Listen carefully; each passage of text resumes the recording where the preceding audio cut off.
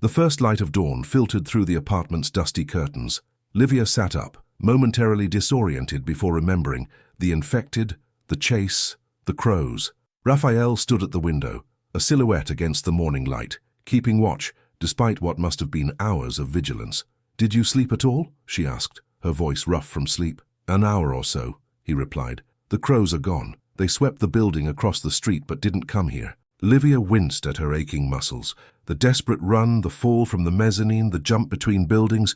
Her body wasn't used to such exertion after months in the hospital. "We need to move," Rafael said, stepping away from the window. In the morning light, she noticed the makeshift bandage on his arm, a strip torn from his own shirt. "Let me look at that first," she insisted. "It's nothing, just a scratch. In this world, there's no such thing as just a scratch." He reluctantly sat down. Lívia unwrapped the crude bandage, revealing an angry gash along his forearm. "This wasn't from hitting a railing," she said quietly. "This is a bite." Rafael didn't meet her eyes. "One of them got hold of me when I was pushing the shelves. I broke free before it could do real damage." Lívia felt her pulse quicken. She had seen what happened to the infected. A simple wound, then fever, delirium, and finally, "Why didn't you tell me? Would you have helped me escape if you knew?" The truth was complicated. She had seen doctors sacrifice themselves trying to help patients who were already turning. She had locked doors against colleagues, showing symptoms, listening to their pleas turn to inhuman snarls. "I don't know," she admitted. The wound looked clean, no swelling or discoloration, just a standard laceration beginning to scab over. She applied antibiotic ointment and wrapped it with fresh gauze. "Does it feel hot? Tingly? Any numbness or fever?" Rafael shook his head. "Nothing like that. Not every bite leads to infection. Some people are immune or resistant." "How long ago?" "Exactly. 8 hours, give or take. Most turn within 4 if they're going to." That matched what she'd observed during the hospital's last days. The disease moved quickly once it took hold. "We'll keep an eye on it," she said, packing away her supplies. "But you're right. We should move. The crows might come back." They packed quickly, clearing the apartment of anything useful. The sun was fully up when they headed out, cautiously making their way down the stairwell rather than using the elevator, a death trap in a world without reliable power. The street stretched before them, littered with abandoned cars and the detritus of a fallen civilization. In the distance, black smoke rose from several points on the horizon, fires burning unchecked. "This way," Rafael said, pointing toward a main road leading out of the city. "We can follow the highway east. There's a suburb about 5 miles out, Pinecrest. Might find working vehicles there." 5 miles would take hours on foot through the dangerous landscape, but staying meant certain discovery. They had gone only a few blocks when a sound made them freeze, the distant rumble of an engine growing louder. "Get down!" Rafael hissed, pulling her behind an overturned delivery truck. They crouched there, hearts pounding, as the sound approached. A battered pickup truck moved slowly down the cross street ahead, its once red paint now dusty and patched with rust. The windshield was cracked but intact, and most importantly, it was running. "Crows?" Lívia whispered. Rafael shook his head. "Don't think so. They usually travel in convoys, heavily armed. This looks like scavengers maybe, or just survivors like us." The truck slowed at the intersection, and for a heart-stopping moment Lívia thought it would turn toward them. Instead, it continued straight, the engine's rumble fading. "We could have flagged them down," she said. "Asked for a ride. In this world, strangers are just as dangerous as the infected, sometimes more so. You were a stranger yesterday," she pointed out. "I took a chance on you, and I nearly got you killed," he replied. "Come on, we need to keep moving." By midday, the sun beat down mercilessly. Lívia's legs ached, and her throat burned with thirst. They rationed their water carefully, small sips only when absolutely necessary. "There," Rafael said, pointing ahead. The buildings had thinned out, giving way to a more suburban landscape. A gas station stood at the intersection, its forecourt littered with abandoned cars. "We can rest there, see if any of these vehicles still have keys." The gas station looked looted long ago, shattered windows, empty shelves visible inside. Rafael circled the nearest sedan, checking the ignition. "No keys," he reported, moving to the next vehicle. Lívia slumped against the wall, closing her eyes briefly. The sound of metal striking metal jolted her back to awareness. Rafael was by a car at the far end, peering under its hood, but the sound came again, deliberate, rhythmic, from behind the gas station. "Rafael," she called softly, urgently. He looked up, instantly alert. She pointed toward the sound. He nodded, closing the car's hood and moving back toward her, wrench at the ready. The metallic clanging continued, steady and purposeful. not debris in the wind or an infected's clumsy movements. This was the sound of tools, of work, of human activity. They approached cautiously, circling around the building. Behind the gas station was a small repair garage, its bay door partially open. The sounds came from inside, the clang of metal, occasional grunts of effort. Rafael signaled for Lívia to stay back while he crept closer, peering through a dirty window. After a moment he relaxed slightly, though he kept the wrench ready. "It's a man," he whispered when she joined him. "Working on a car, alone, I think." In the dim interior, a figure bent over the engine of an old station wagon. A large man, broad-shouldered, his bald head gleaming with sweat as he worked.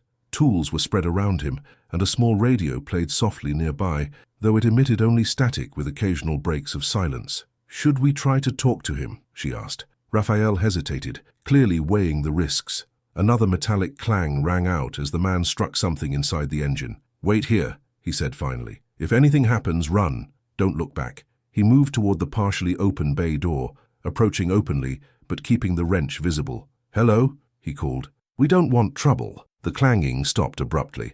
After a tense silence, the man straightened up slowly, turning to face the door. He was older than Lívia expected, late 40s, with a salt and pepper beard and deep lines in a face that suggested he'd spent most of his life outdoors.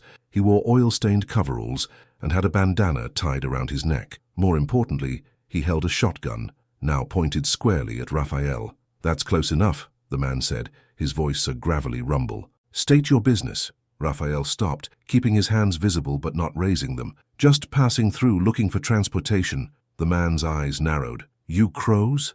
"No, survivors. Like you." "There's no one like me," the man said, but the shotgun lowered slightly. "You alone?" Rafael hesitated, and Lívia knew he was deciding whether to reveal her presence. Before he could answer, she stepped into view beside him. "We're together," she said. "We're not looking for trouble, just trying to stay alive." The man's gaze shifted to her, taking in the medical coat, the exhaustion evident in her stance. After a long moment, he lowered the shotgun to his side, though he kept his finger near the trigger. "Jonas," he said simply, "this is my place now. What do you want?" "A vehicle, if you can spare one," Rafael replied. "We need to get out of the city." Jonas laughed humorlessly. "Join the club. I've been trying to get this piece of junk running for 3 days. He gestured at the station wagon. "Fuel lines clogged, carburetors shot, and I'm still not sure the transmission will hold, but it's the best option I've got." "You're a mechanic?" Lívia asked. "Was.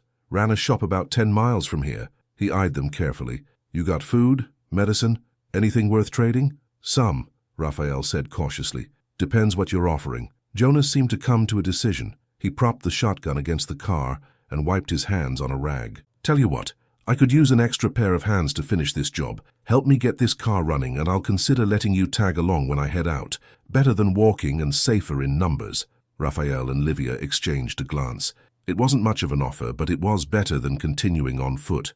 "Deal," Rafael said, stepping forward to shake the man's hand. "I'm Rafael. This is Lívia." Jonas nodded, accepting the handshake with a firm grip. "Welcome to the end of the world, folks. So let's see if we can keep you in it a little longer." The inside of the garage was stifling. Years of oil, grease, and dust had accumulated on every surface, and the air hung heavy with the scent of gasoline and sweat. Jonas had made a small living space in the office at the back, a sleeping bag on the floor, canned food stacked in a corner, a camping lantern for light. "Been here almost a month," he explained. "Place was abandoned when I found it. Good shelter, tools I needed, and off the main roads enough that the crows don't patrol much." "You've seen them, the crows?" Lívia asked, setting down her backpack. Jonas nodded grimly. "They rolled through twice. Didn't bother with this place. Guess they figured it was picked clean already. But they're getting more organized, setting up checkpoints, hunting parties. It's why I need to move on." He rummaged through a cabinet and produced 3 bottles of water, handing one each to Rafael and Lívia. It was warm but clean, and Lívia had to stop herself from gulping it all at once. "Where are you planning to go?" Rafael asked, taking a measured sip. "North. Heard rumors of a settlement in the mountains, people rebuilding, growing food." Jonas shrugged. "Probably bullshit, but it's better than sitting here waiting to die." Rafael moved to the station wagon, examining the exposed engine. "So what's wrong with the car?" Jonas's expression shifted from guarded to animated. "Fuel's gone bad in the tank. That was easy enough to fix. Siphoned it out, put in fresh stuff I've been collecting, but the carburetor's gunked up, and there's a crack in the radiator I patched, but I'm not sure it'll hold." Soon they were both leaning over the engine, Jonas pointing out problems, Rafael asking occasional questions.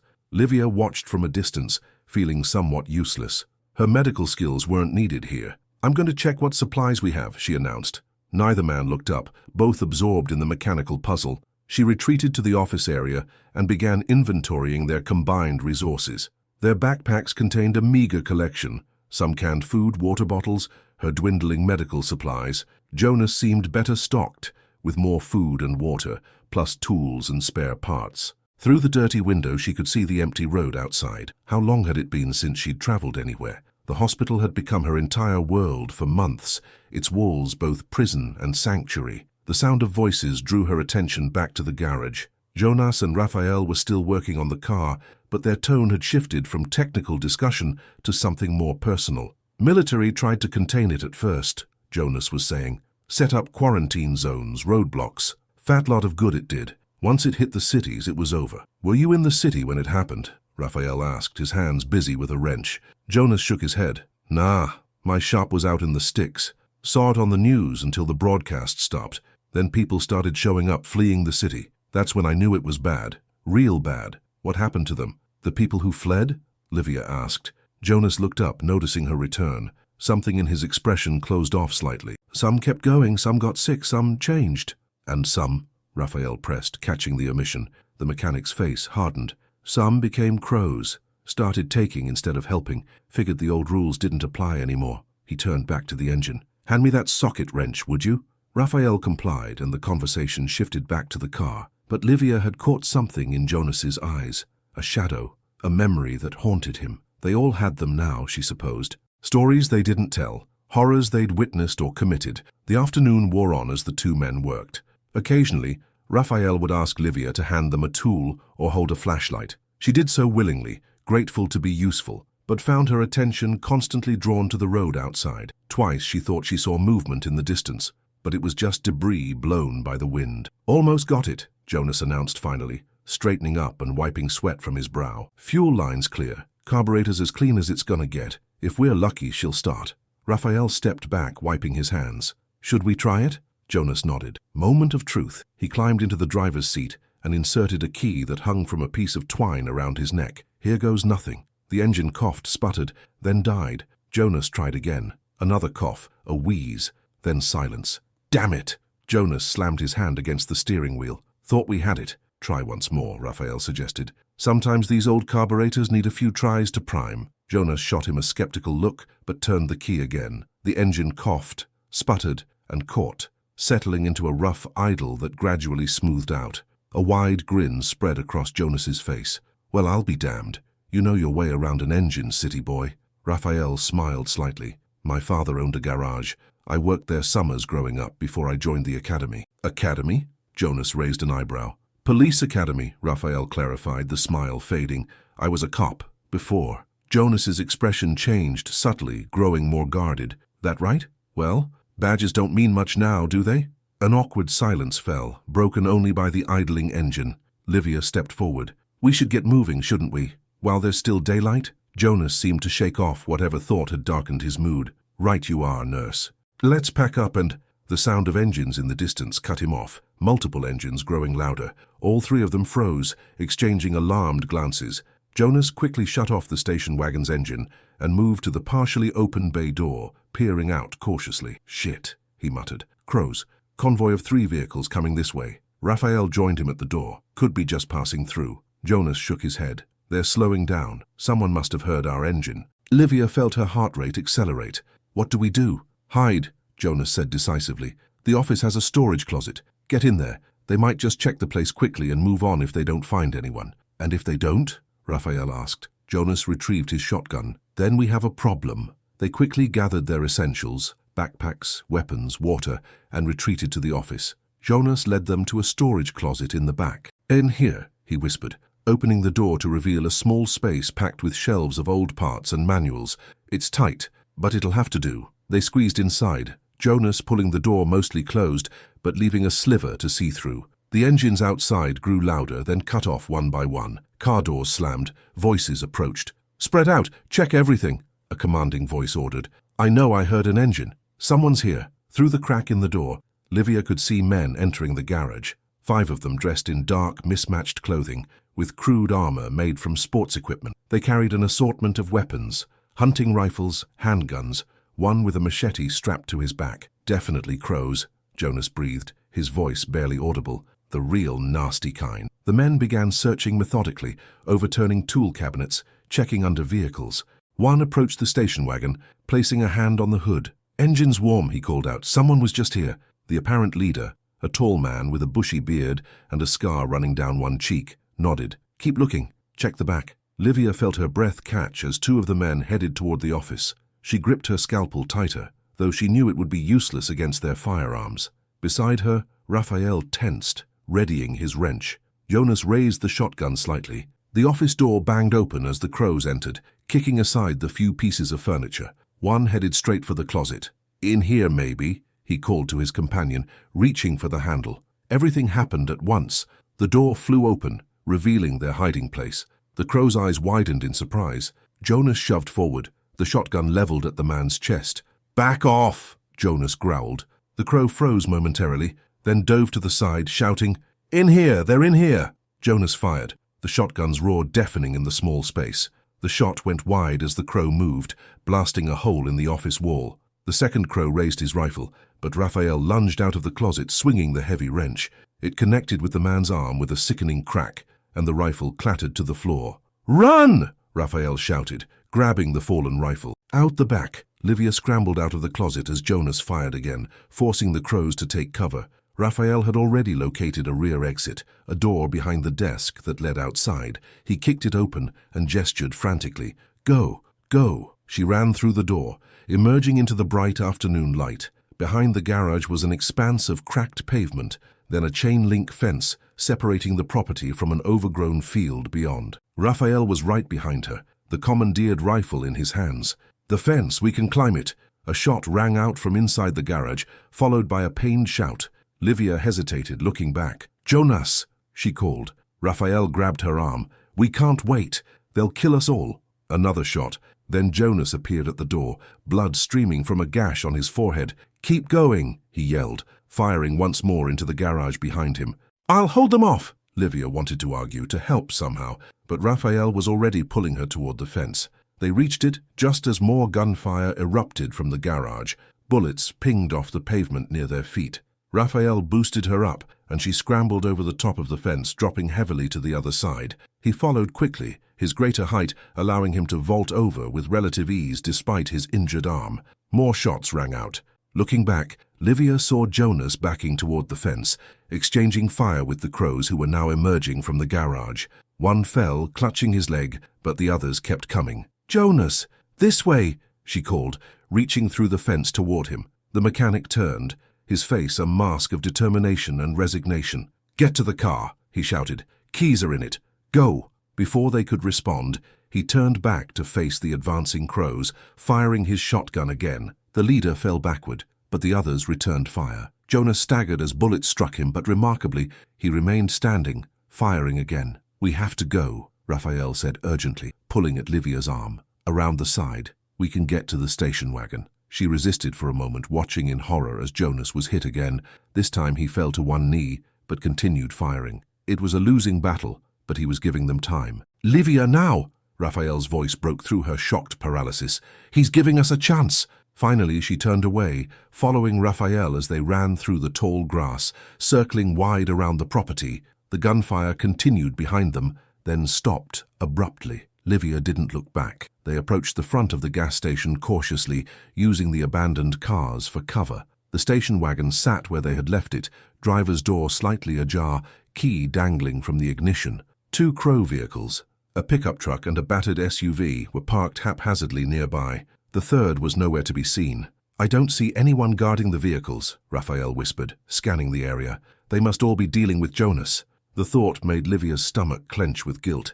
A man they had just met was likely dying or already dead, so they could escape. "We need to move fast," Rafael continued. "I'll cover you. Get to the car and start it." She nodded, gathering her courage. At Rafael's signal, she dashed from their hiding place, sprinting across the open forecourt to the station wagon. She slid into the driver's seat, her hands shaking as she grabbed the key. "Please start," she silently begged as she turned it. The engine coughed once, twice, then roared to life. Relief flooded through her. Rafael appeared at the passenger door, sliding in beside her. "Go," he urged.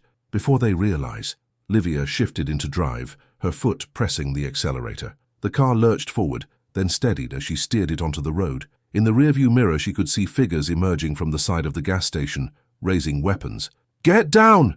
Rafael shouted as shots rang out. The back window shattered, glass spraying across the back seat. Lívia ducked instinctively but kept her foot on the accelerator. The station wagon picked up speed, putting distance between them and the crows. More shots followed, but they were moving too fast now, the bullets falling short. Soon the gas station was just a diminishing speck in the rearview mirror. Lívia's heart pounded in her chest, her hands gripping the steering wheel so tightly her knuckles were white. "Are you hit?" Rafael asked, straightening up to look at her. She shook her head, unable to speak. The reality of what had just happened, what they had just survived, was sinking in. Jonas, a man they had known for only a few hours, had sacrificed himself for them. Why? What had he seen in them that was worth dying for? "We should have helped him," she finally managed, her voice breaking. Rafael's expression was grim.